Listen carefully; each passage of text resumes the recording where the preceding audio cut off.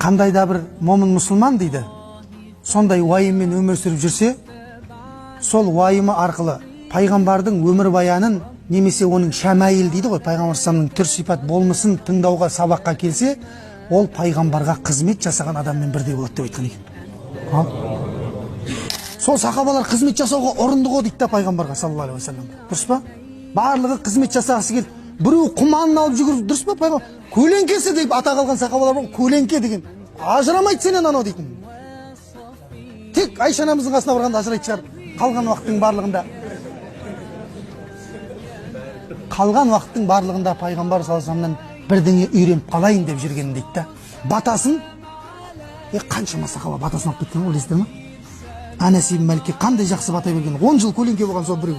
Анас ибн Малик. Алла өміріңе, бала шағаңа, мал дүниеңе береке.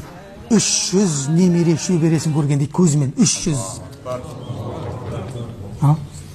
Малы дейді, оның малынан асқан мал болған жоқ дейді Анас ибн Малик.